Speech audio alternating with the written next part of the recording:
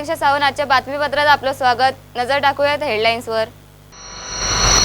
माध्यमांना प्रतिष्ठेची वाटणारी निवडणूक एकतर्फी, मोठ्या मताधिक्याने पुन्हा संसदेत जाणार, खासदार श्रीरंग बारणे यांना विश्वास।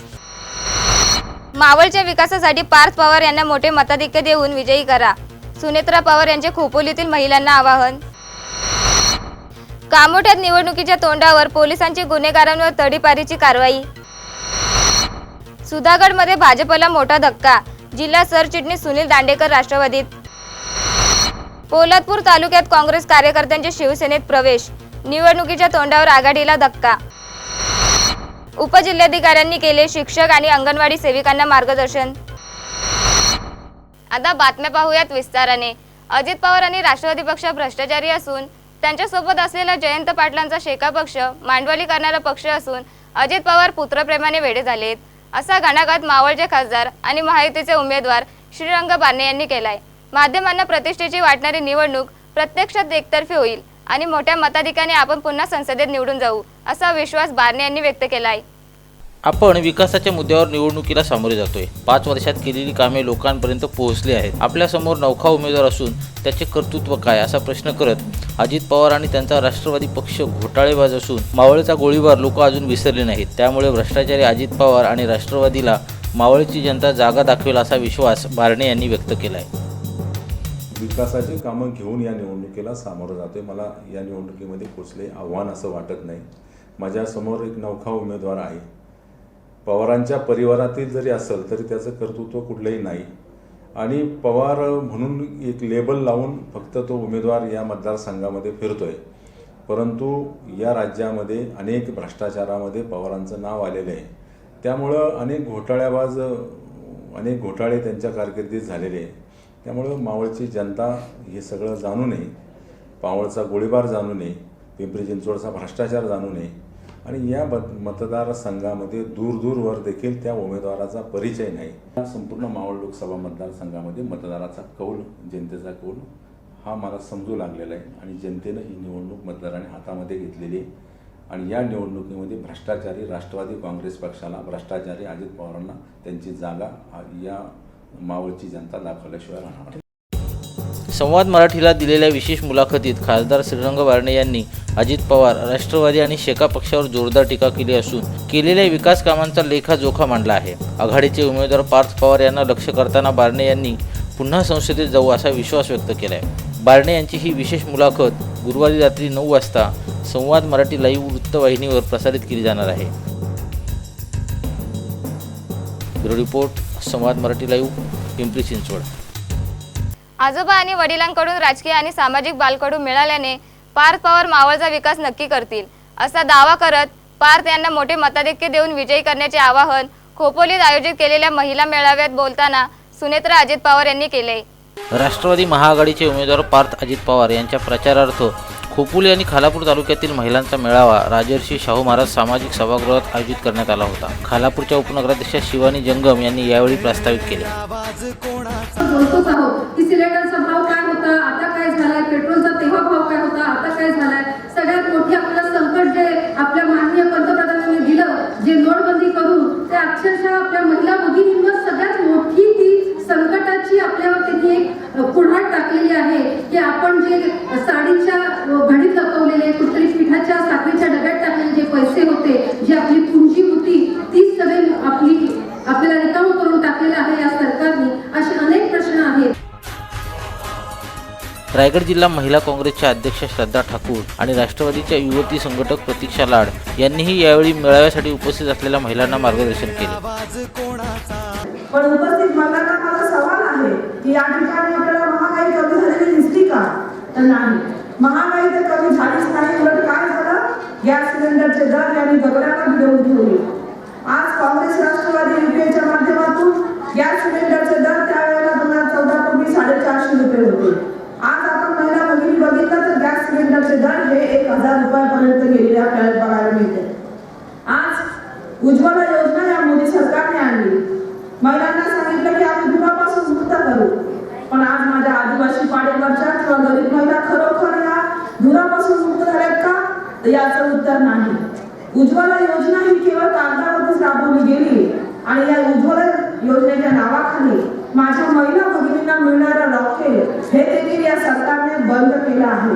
म्हणजे कधी अडीनडीला लाईट गेली तर माझ्या आदिवासी महिला या दिवा लावून घरामध्ये राहत होत्या, त्या दिवा लावायला देखील याने केरोसिन या सरकारने त्यांच्या घरामध्ये ठेवलं नाही असं या ठिकाणी मला आवर्जून सांगायचं आहे.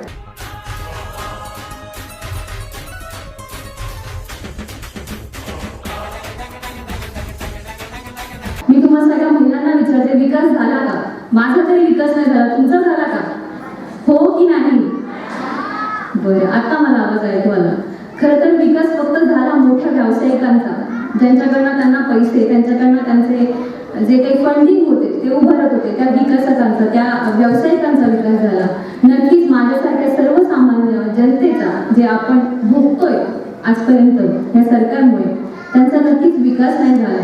आपल्या खात्यात 15 लाख येणार होते, मी हजार म्हणत होती, 15 लाख येणार होते.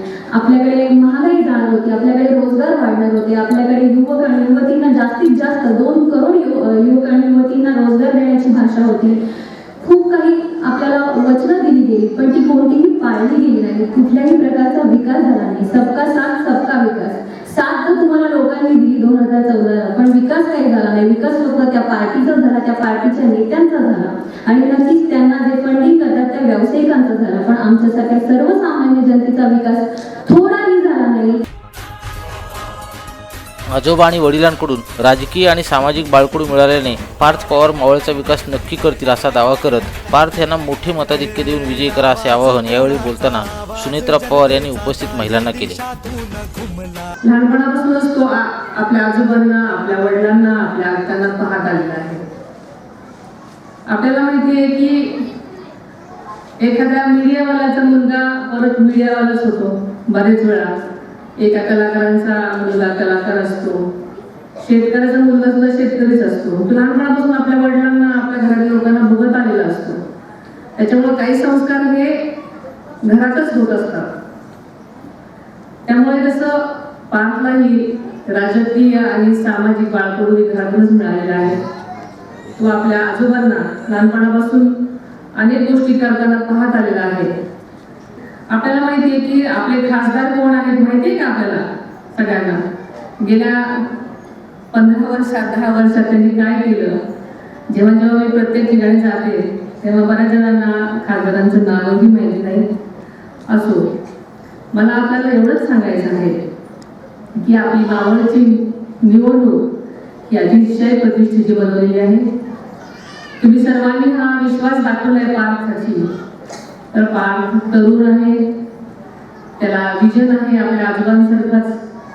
त्याला अनेक त्यांनी संकल्प जे आहेत की त्याला रोजगार निर्मिती करण्यासाठी अनेक गोष्टी करायच्या आहेत. माझ्या महिलांचे अनेक प्रश्न आहेत, युवकांचे बेरोजगाराचे प्रश्न आहेत, युवतींचे प्रश्न आहेत.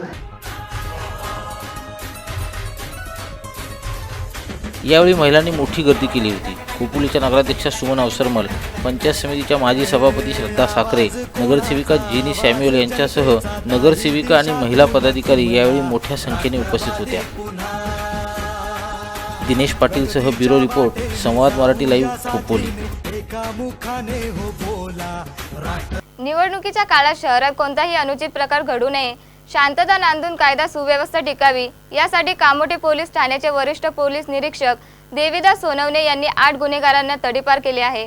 यामध्ये महाराष्ट्र नवनिर्माण सेनेच्या एका पदाधिकाऱ्याचा समावेश आहे. या पदाधिकाऱ्यांवर 2 गुन्ह्यांची नोंद आहे. तसेच अनेक लेखी तक्रारी असल्याचे पोलिसांनी सांगितले.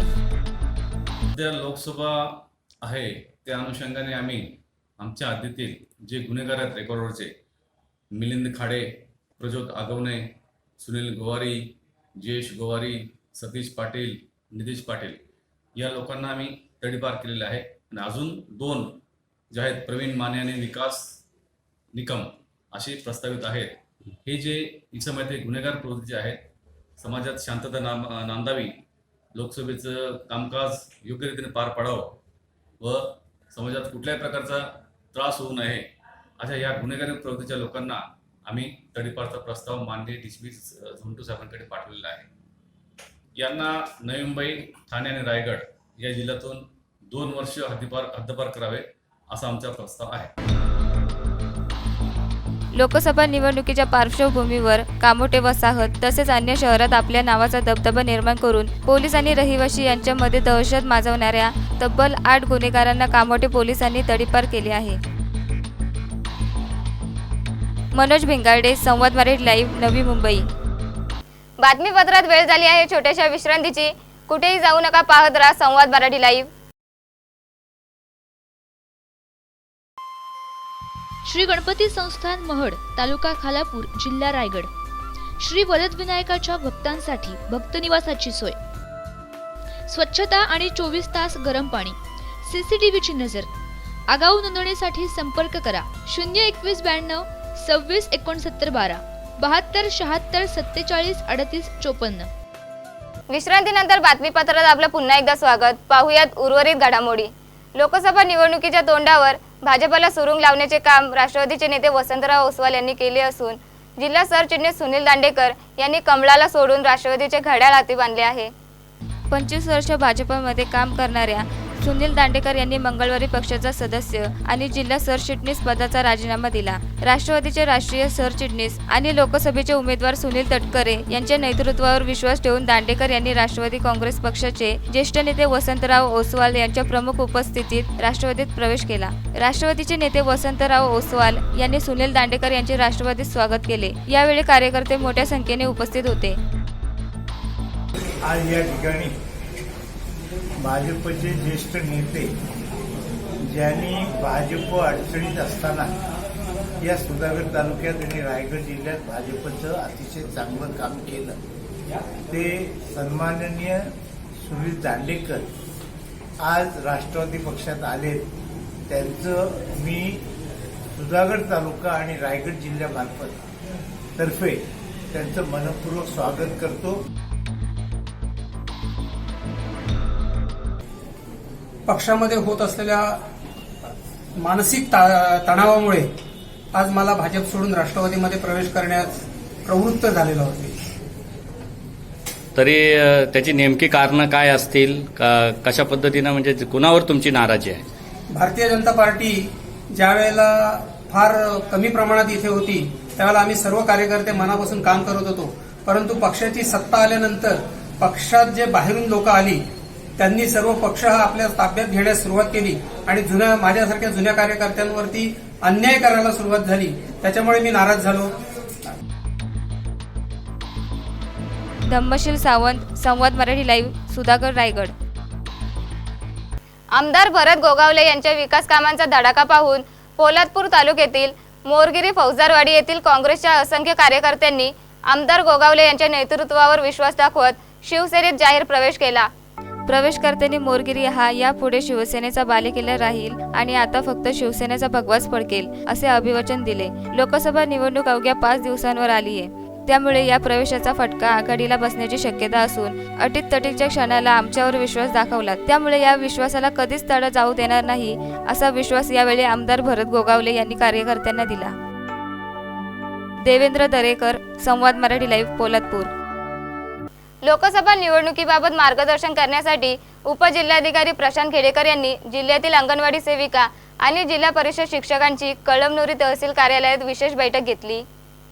अंगणवाडी सेविका आणि मदतनीस यांची 18 एप्रिल रोजी होणाऱ्या निवडणुकीत मतदान बूथवर विशेष नेमणूक करण्यात आली आहे. या बैठकीला जिल्हा परिषदेचे शिक्षक मोठ्या संख्येने उपस्थित होते. उपजिल्हाधिकारी प्रशांत खेडेकर यांनी बैठकीत मार्गदर्शन केले. गंगासागर पंडित, संवाद मराठी लाईव्ह, कळमनुरी, हिंगोली. बातमीपत्रात वेळ झाली आहे इथेच थांबण्याची. पुन्हा भेटूयात पुढील बातमीपत्रात. तोपर्यंत नमस्कार.